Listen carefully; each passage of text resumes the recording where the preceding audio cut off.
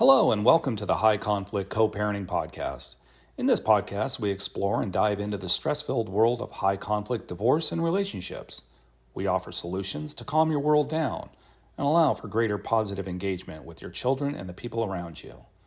If you find value in this commercial and advertising-free podcast, please consider donating by pressing the donate button so we can continue our helpful work. Thank you. Welcome back, everybody, to the High Conflict Co-Parenting Podcast with Brook Olson. And again, this week we have my good friend and guest, Eric Sjoberg. This week, we are going to talk about conflict avoidance, conflict preferred, and boundary setting. This is going to be a fun conversation. This is a place where so many people get caught up and blindsided. So I'm really looking forward to this conversation, Eric. Yeah, me too. Welcome, everybody, to Unveiling Self with Eric Sjoberg and my guest and your friend, Brook Olson. Today's episode, we are talking about conflict and people's tendencies to be in conflict avoidance or preferring conflict, kind of in adversarial styles, as well as how that plays with boundary setting and the difficulty with setting boundaries that come from being in avoidance or in adversarial styles and how to play there a little bit. So thanks for being here, Brook. Thank you, Eric, for having me here today. Yeah. So where to start? What do we want to do here to start? Well, I think the kickoff for this conversation is this notion that relationships revolve around these different complexes of how we engage with one another. And conflict, I think, in a lot of levels is inherent in some form from time to time in our relationships.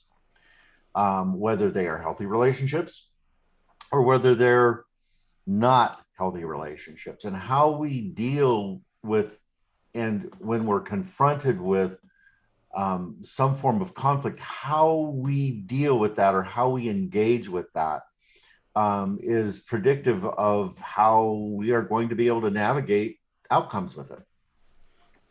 And one of the pieces that I find with the people that I work with frequently is that they are conflict avoidant. They have some conflation that if they're going to set boundaries, there's going to be conflict. And so they avoid setting boundaries to avoid having the conflict or the conversation of any disagreement that may happen in that. Mm-hmm. And that leads to a whole plethora of things that go wrong. And I think that's kind of the entry point that I'd like to start with here. Yeah, and I think putting this in the context of family of origin for each of the partners, and whether the family of origin was very conflict-based, where there was a lot of screaming and yelling and fighting and trying to get what you need by raising your voice or worse, or where there was a very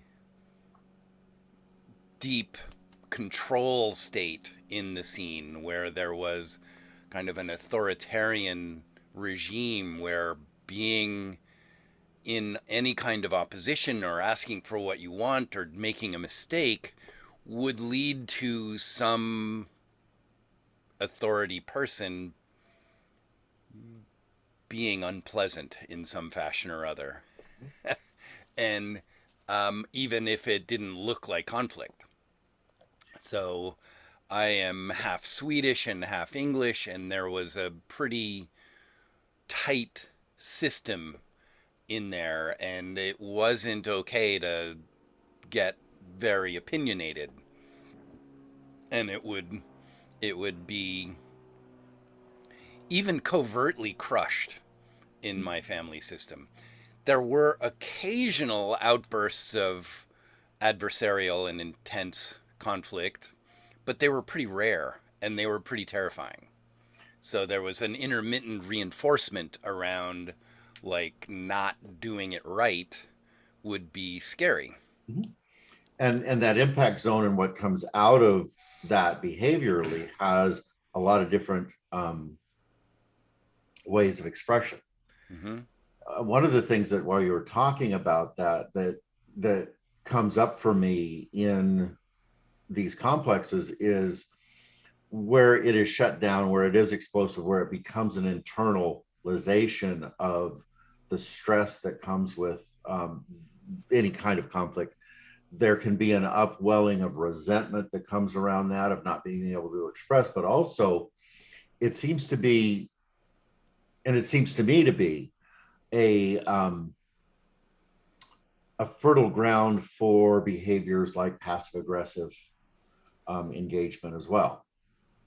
So these different adaptations for dealing with the conflict or the conflict avoidance is really interesting. It's got a lot of bandwidth here. Mm-hmm. Yeah. And one of the things that I've been contemplating about this is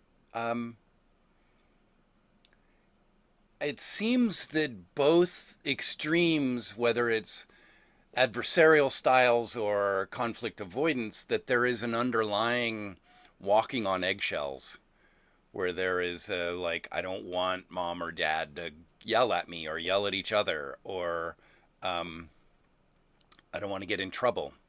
And so there's a carefulness that shows up. And where that carefulness and that attempt to mitigate the scariness of conflict, whether it's intermittent or constant, leads to an inability to set boundaries, and where nobody in the family is setting boundaries in a healthy way. And so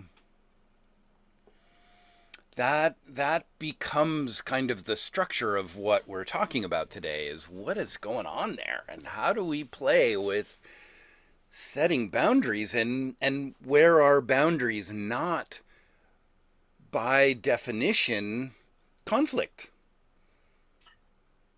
and where a And lot of people hear that and they're like, they do the Labrador, huh? What do you mean? and where is conflict good and appropriate? That's right. Because that's an important concept that we've got to bring in.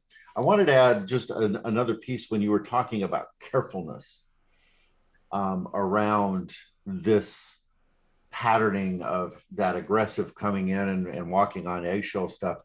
It also brings in a level of vigilance or hypervigilance. Mm-hmm. That is this hyper arousal piece of, I'm always searching for that next piece that's going to come at me, and the edginess in the system of how they start to navigate that rough sea. Yeah, and I think this is also pertinent where we've done other podcasts. I think we've done more than one about the drama triangle. Mm. And where the movement between persecutor and victim and rescuer is at play in the background of this, and where any of the three of those are parts. They are parts for sure, and where they're not really in self, and where there isn't an inherent movement into healthy boundary setting when we are in one of those three styles, or one of those, persecutor, rescuer, victim, and where the perceiving that I'm being victimized will often lead to, in some people and in some styles, into being adversarial. If I feel like you're not loving me the way I want you to love me, I'm going to yell at you. And I'm righteous. I'm allowed to yell at you. And where that's a mess. Or I'm going to withdraw from you. That's right.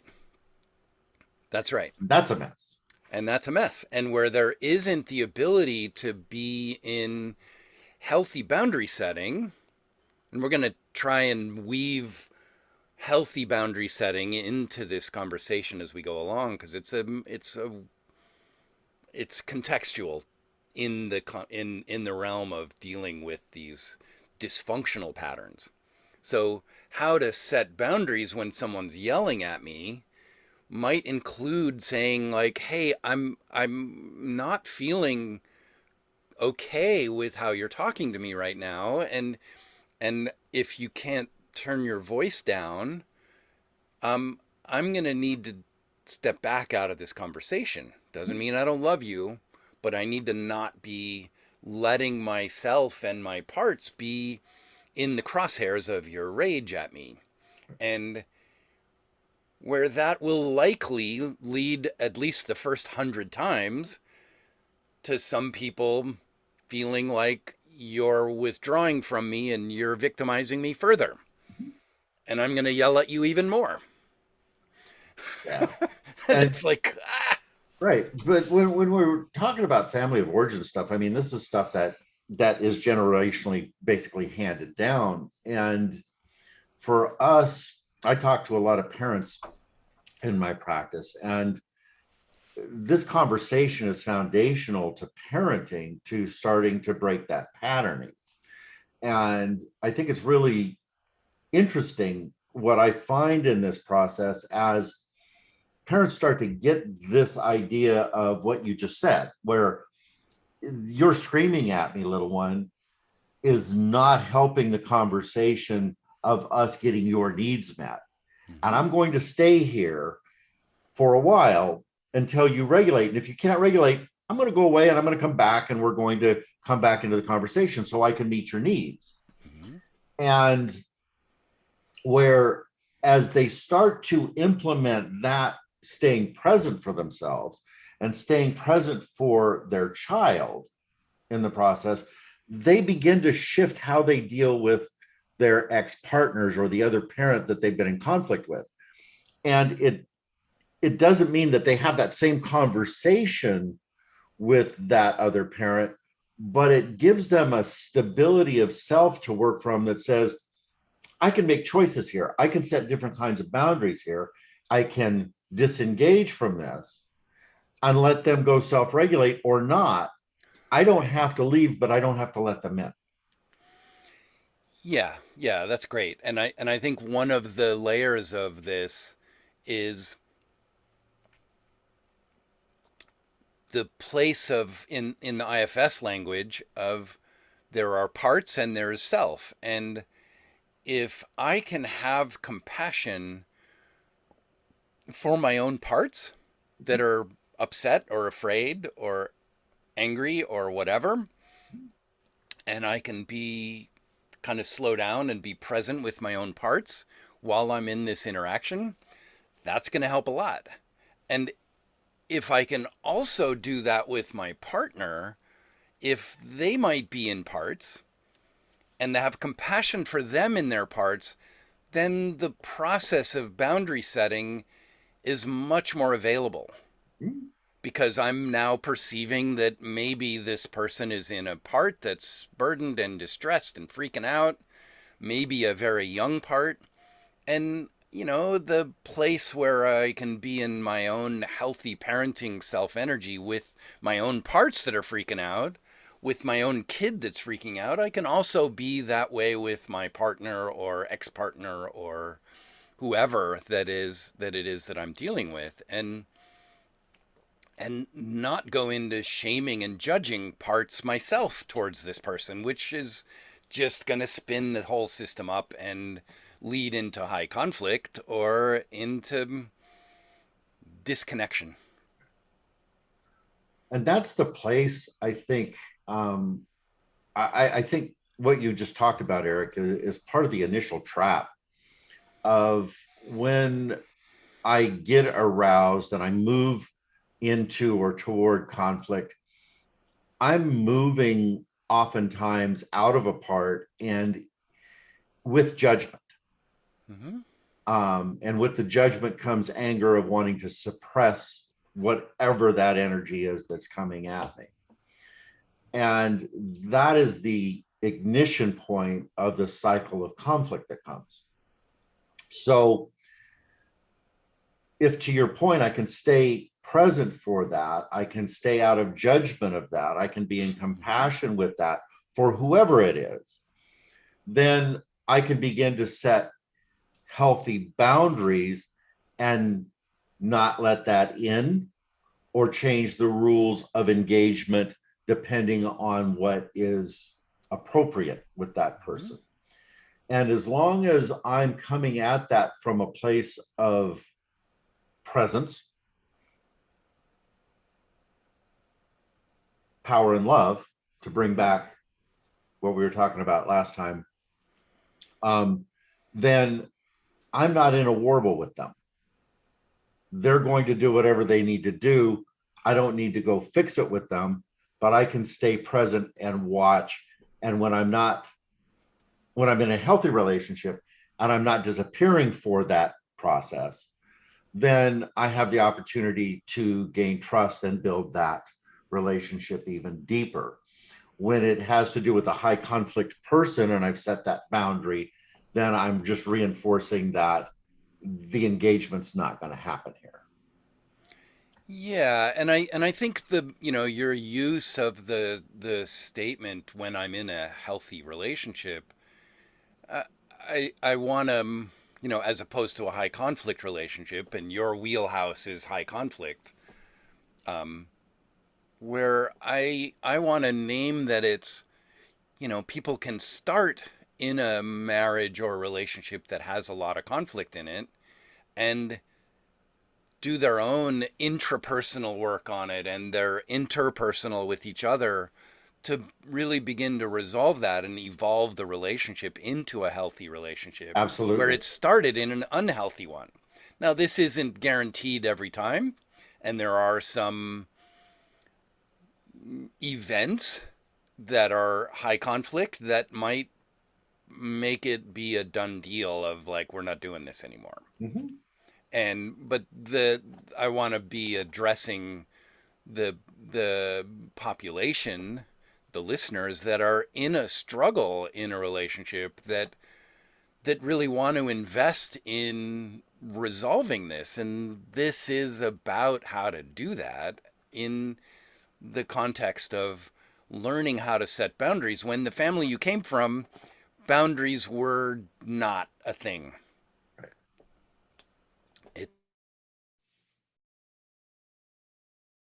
Changing the generational patterning internally and externally.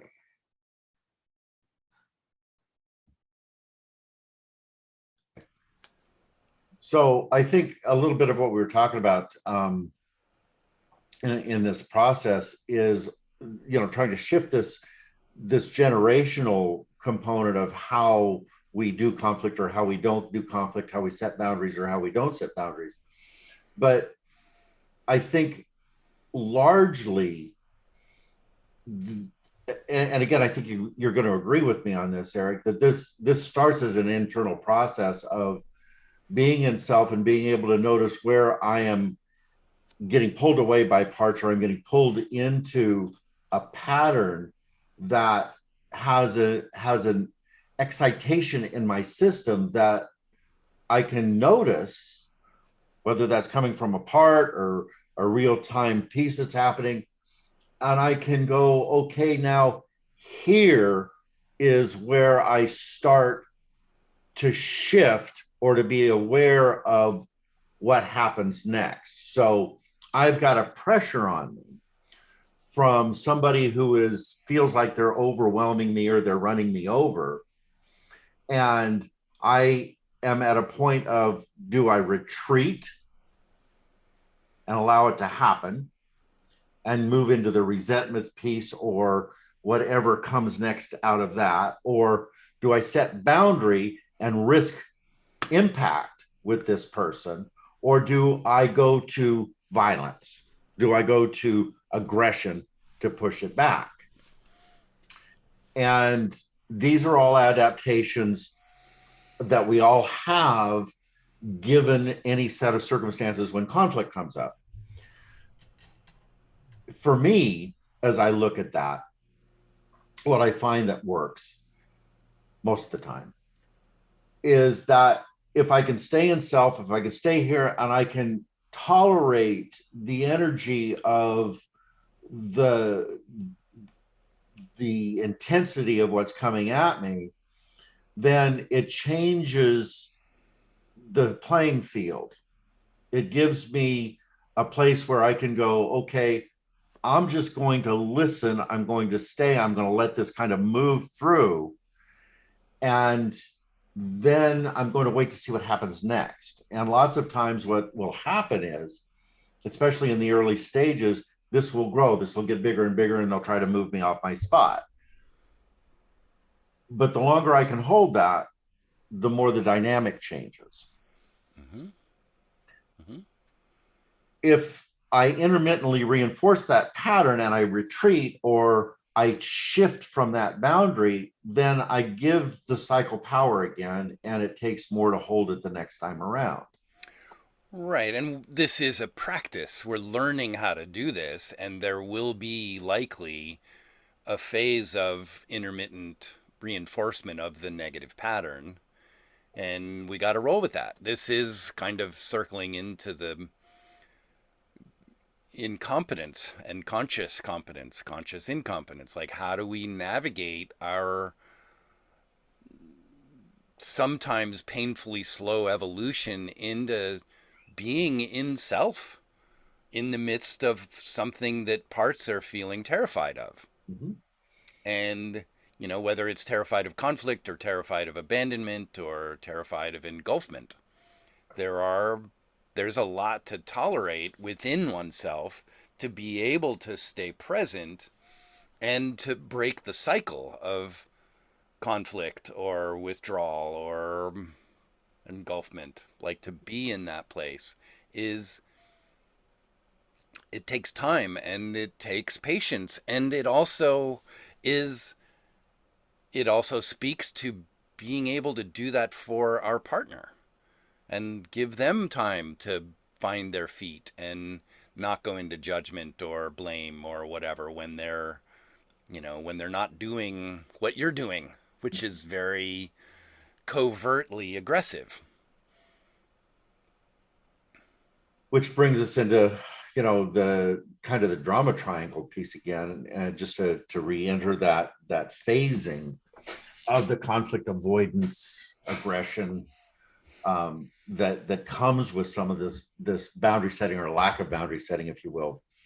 Because part of what I see a lot of my clients will begin to do is they try to start to adapt into this notion of boundary setting, or trying to change how they deal with somebody that's being aggressive with them, is they will think that they're setting a boundary.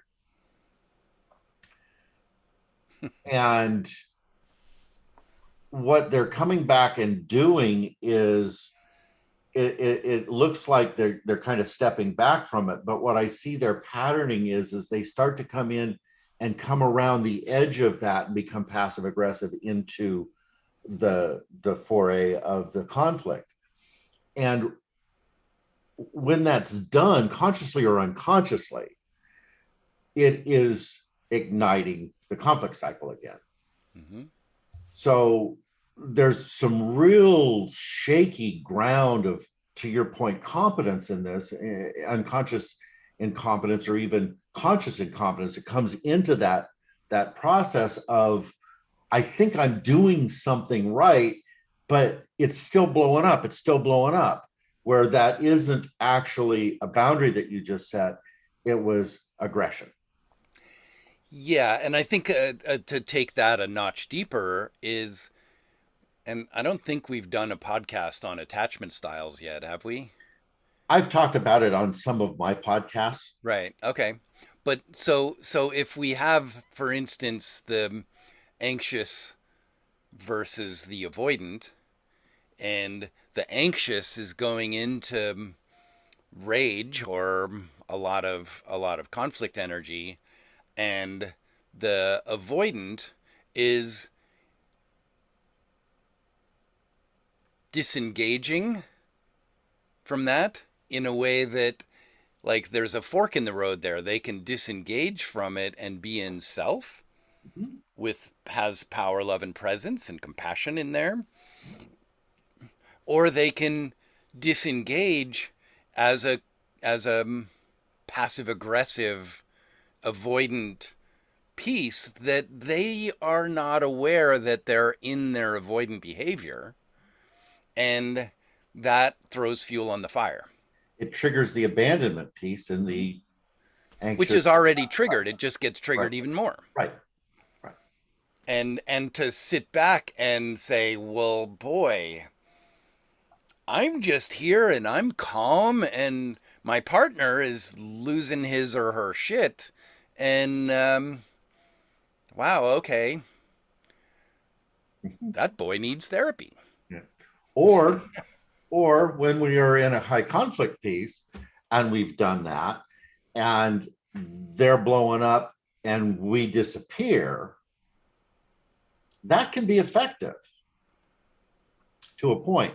Mm-hmm. But when I can simply disengage, stay present, out of judgment, and take care of the business at hand without getting sucked into that rabbit hole. So there may be something that needs to be done or something that doesn't need to be done. And I'm in my assessment of, is there something to happen here? No, I can back up. Is there something that needs to happen here? Yes. And I need to stay right here with that and not get pounded into peanut butter from the energy that's coming at me. And so in other words, I'm learning how to tolerate that energy in my disengagement. Right. And that is tricky stuff. Big time. Big time. And, tolerating discomfort is really one of the essences of the second stage of competence. Being in conscious incompetence is going to show up as tolerating discomfort in many different ways, depending on how what's at play in the moment.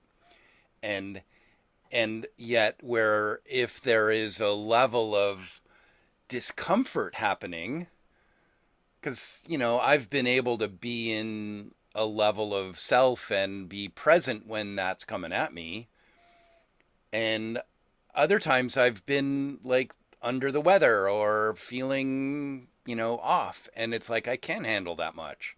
I can't just hang and let this person kind of express their weather pattern until they're done. And so then the question around boundary setting comes in of, how do I disengage in a way that is not furthering the destruction? And so to say something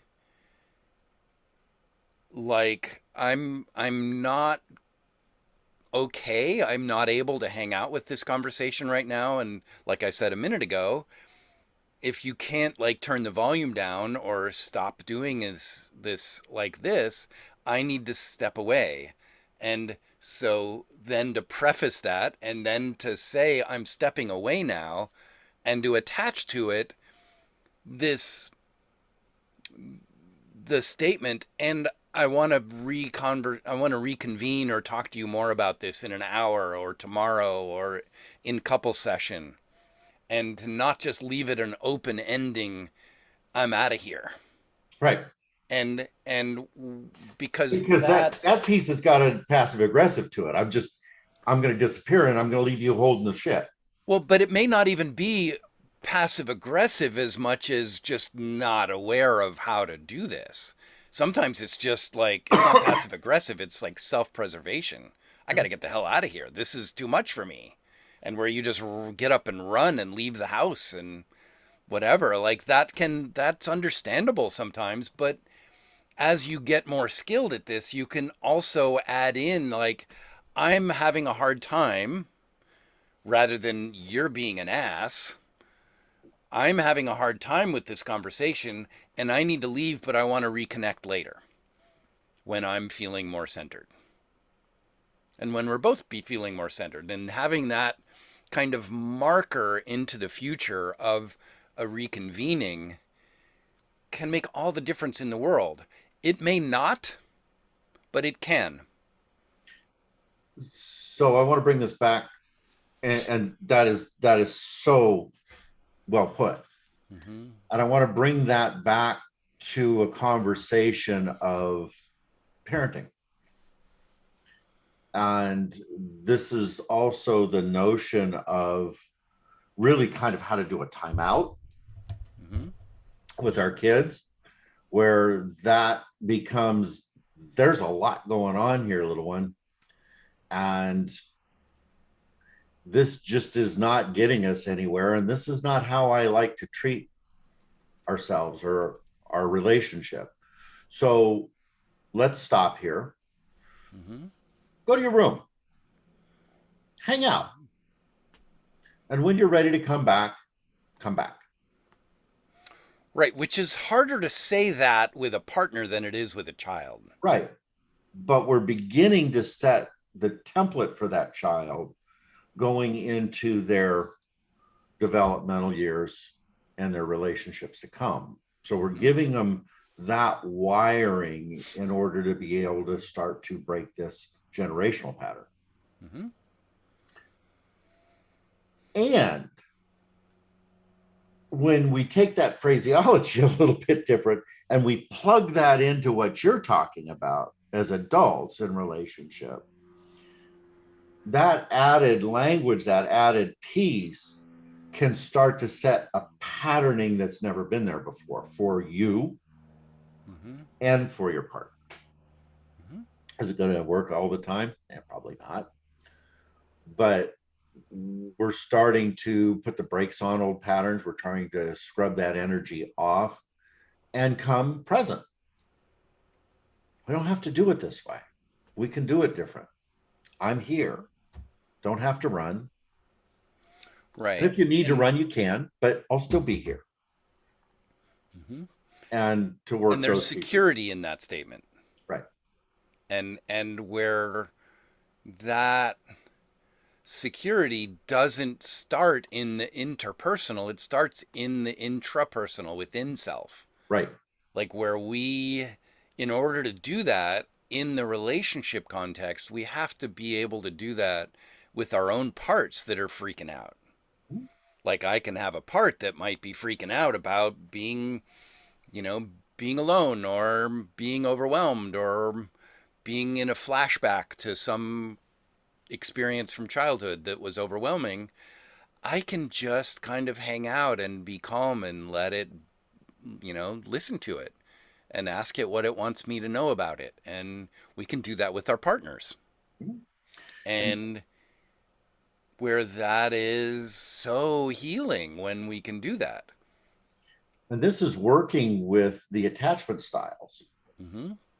interpersonally and interpersonally, Mm-hmm. that where there is not secure attachment, that we are beginning to create a patterning of that as being a possibility. Mm-hmm. I'm not going. I want to go, but I'm not going. I'm going to sit right here. Mm-hmm. And having that person who's either got that anxious or that avoidant patterning, having a touchstone of, mm-hmm. Oh, okay, I can run away, but you're still here. Mm-hmm. Or I can run away and you're not chasing me. I'm still here. Mm-hmm. And to change that sense so there is the seed that's planted for an internal secure attached component that can grow into the relationship as well. Right. Right. And I think there is, it's like one of the conversations to have here is that navigating and healing from attachment injury childhood, I'm going to sneeze, maybe.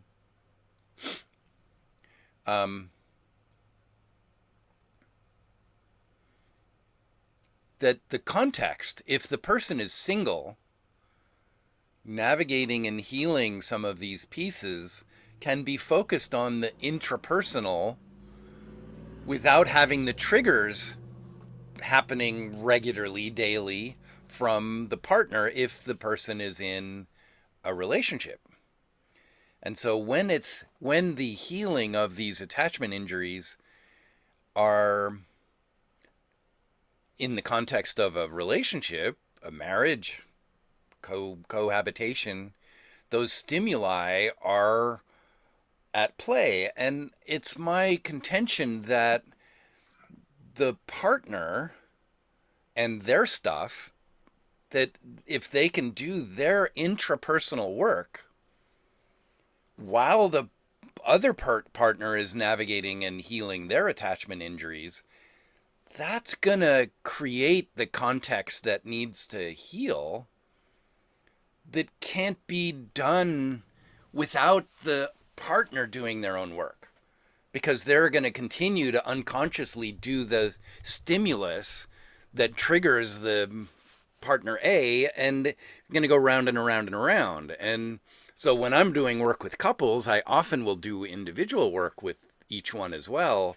And this is a very important and challenging topic, because inevitably one person is the designated patient. And so the other one is like sitting back going, let me know when you fix them, because then I'll step in.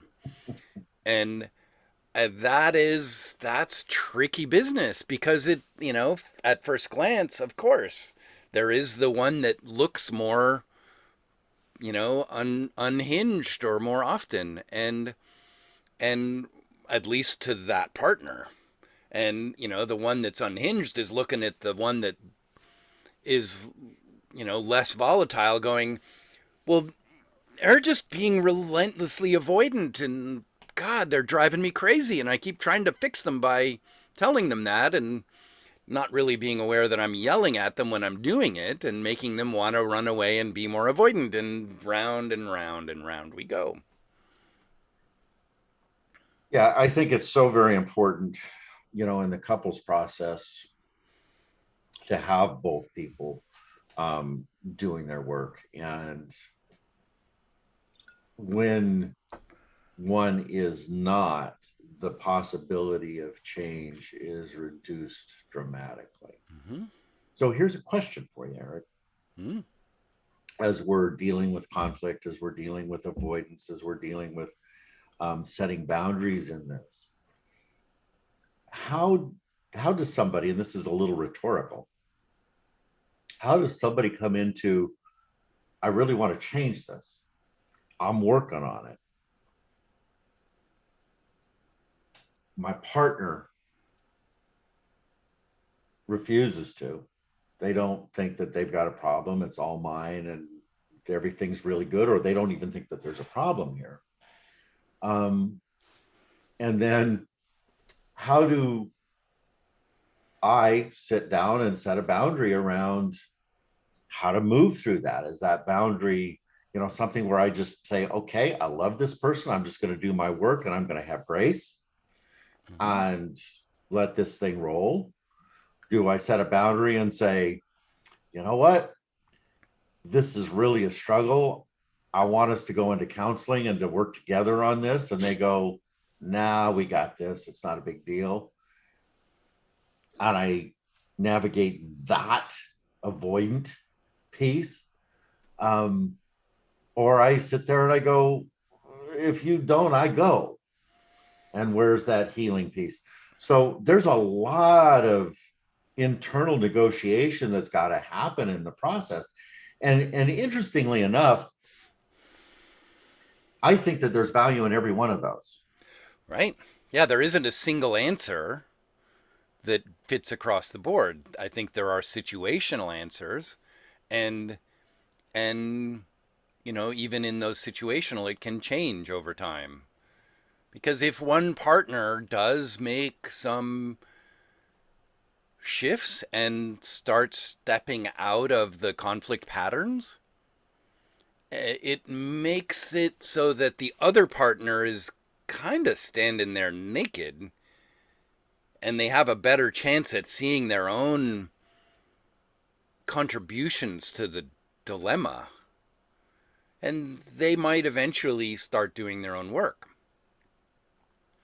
And some of them will initially believe that they can do that work on themselves, and they might be able to do some by themselves. And my take is that it inevitably will lead to needing more help, because our blind spots are blind spots because we can't see them, and we need help to see them.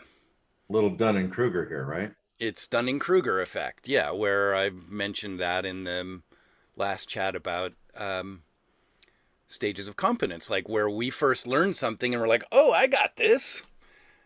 And it's the peak of arrogance, I think it's called on the chart. And it takes a little more skill building and time and perseverance to recognize, oh, yeah, I don't know shit about this.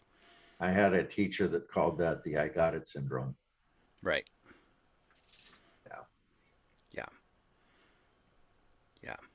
So just to circle back for a little bit, I want to explore a little bit with you, Eric, this this point of convergence between the conflict avoidant and boundaries and the conflict preferred and boundaries, and that point of impact where these two come together in separate pieces, but where that boundary in either one of these has an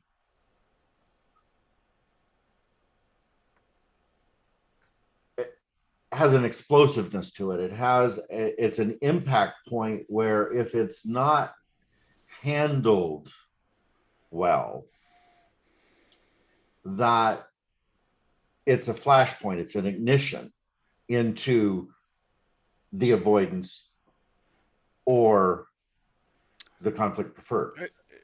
I totally get that. And the thing is that even if it's handled well, it can lead to a flashpoint. Right.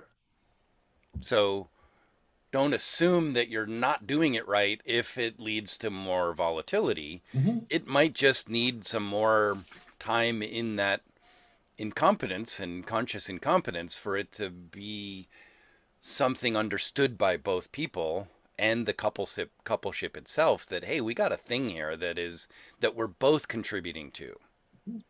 And to be allies in that, and to move into seeing that the dysfunctional conflict pattern and the dysfunctional boundary setting pattern is a problem of the coupleship as well as each individual, and where the couple can be shoulder to shoulder looking at the problem over there rather than the problem between them, where they can become allies with that and navigate the movement of resolving those issues with conflict and with boundaries together. And that takes a minute. And a lot of people might hear this and be like, what? Because there is a big paradigm shift that happens when the couple become allies in problem solving rather than having the problem be the other person. And this is the movement into the self of the coupleship rather than two people separate with a problem with each other. Yeah, there's a solidarity within it. Yeah, and the potential for resolution and ownership, like each partner being in ownership. Oh yeah, this is where I do that thing, and And I can see now where it bounces against your problem that you have, that you do that thing. And wow, okay, let's hang out here for a minute. So I do an exercise in one of my classes that is right around this arena, knowing full well that the people that I'm working with have an adversarial energy on the other side of what they're trying to work with. Mm-hmm.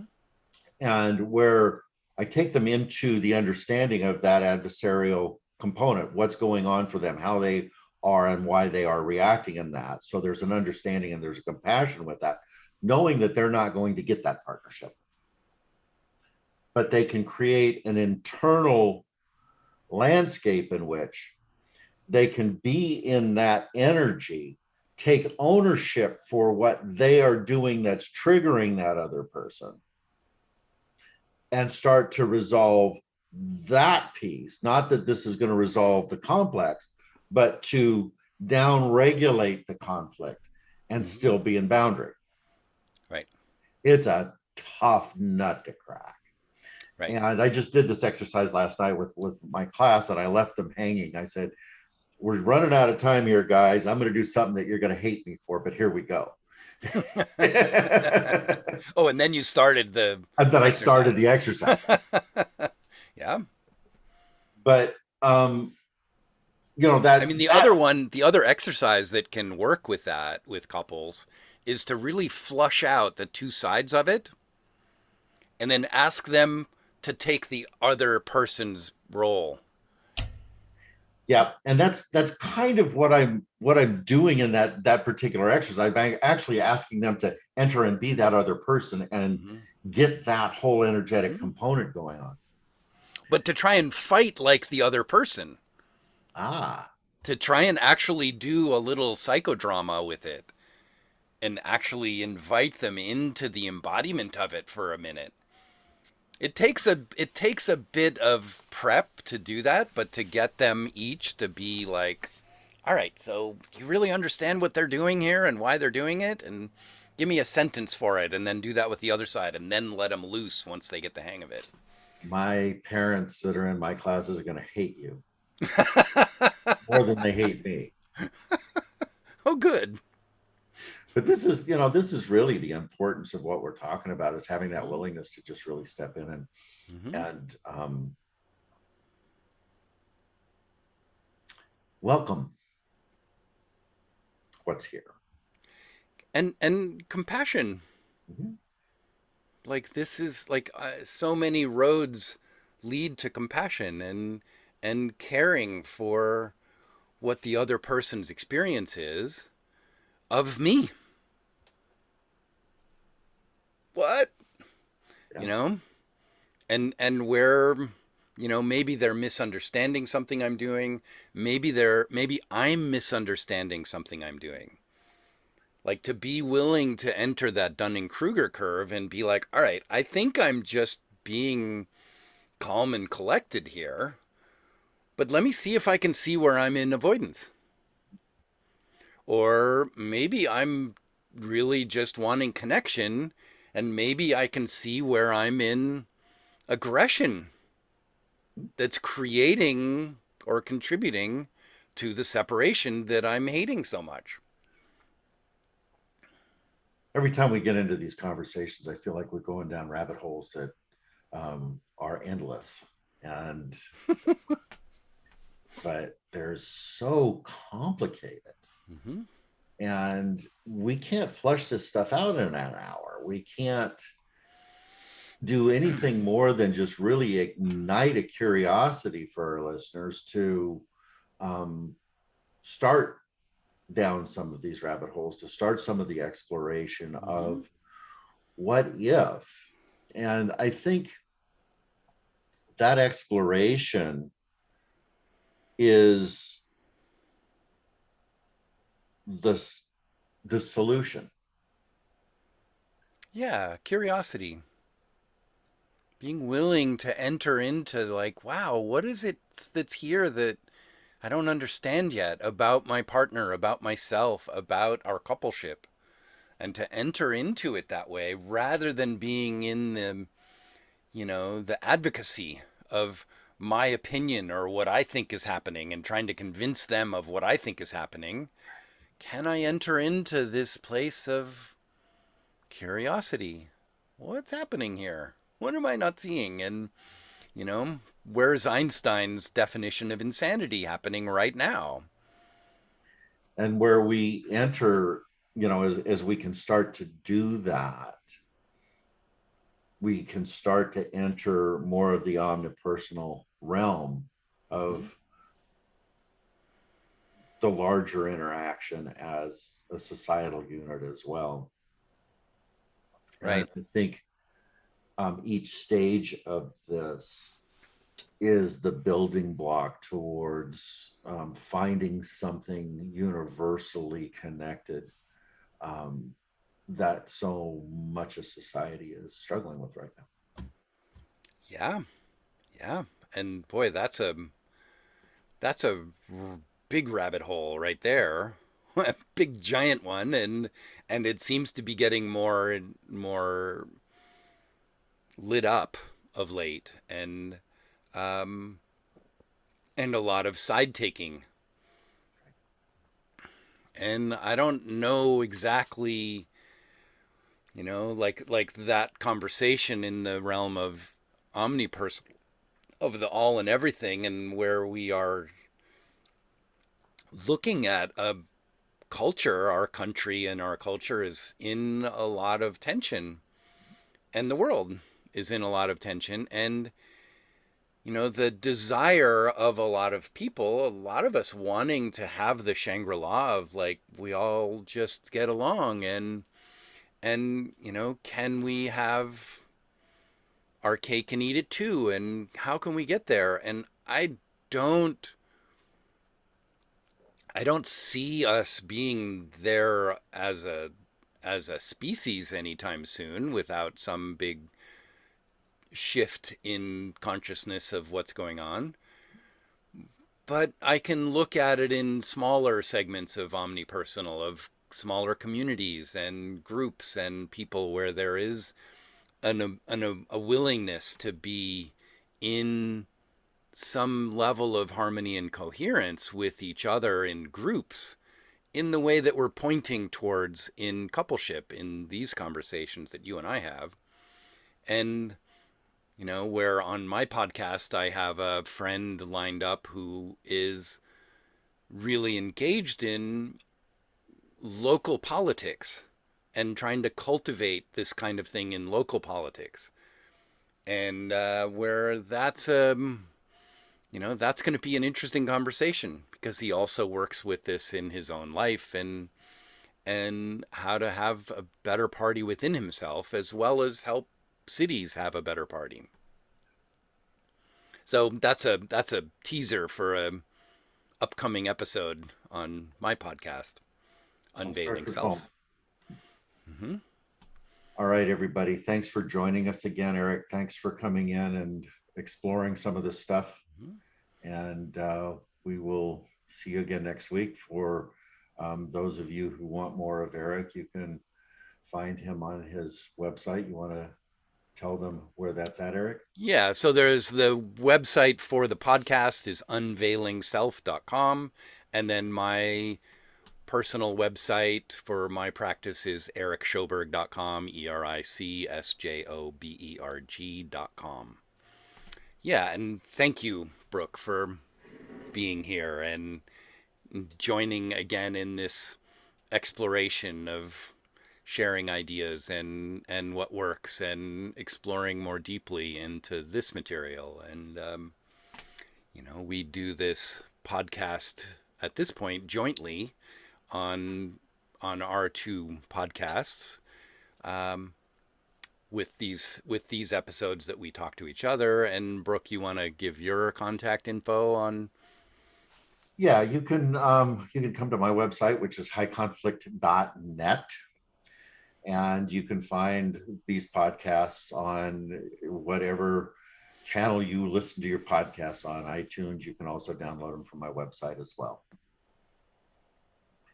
Cool. Take care, everybody, and we will see you again next week. Brooke, people don't have to wait until Friday mornings to get more content. If this is something that's helpful for them, right? This isn't the first time you've broadcast anything or recorded anything or put anything out there in the world. What are the other ways people can get the help more aggressively or speed up their recovery process? What materials are available for people right now? Well, I've written a book called The Black Hole of High Conflict, and it's available on Amazon and Kindle. Great. And everything that we're talking about is really compressed and put into there. So this is a really good starter place to get in and get your mind working and to see what these concepts are about and how to start to apply them. The other place that I think that is valuable is to go to our website and look at some of the blog articles that I've written. Those are available there as well. If they go into some of these other arenas, and that's at www.highconflict.net. So the book, the website are also really good places to get the material. And also we have classes. We have high conflict diversion program classes that you can get into and get some one-on-one help with this as well. And you know me, I'm aggressive. Whatever I want to become good at or learn, I find someone who's good at it and pay them and hire them and shorten my learning curve. What if somebody just wants your help? Somebody says, Brooke has this information. He's good at something I'm not good at yet, and I want to work with him. Do you have any type of coaching or consultations or anything like that? Absolutely. I do one-on-one coaching for custody cases. I help people get ready for family court services. If you've got that in your community, I work with attorneys and clients to help them with managing and strategically setting them up to have more successful cases as well. And how do they reach out? You want them to just go to the website or email or phone, or what's the best way for them to reach out, raise their hand, and say, I need some help? They can email me. My direct email is brooke@highconflict.net. That's BROOK at highconflict, HIGH, conflict.net. Perfect. That's everything everybody would need to get some help, right? Absolutely. Thank you, Brooke.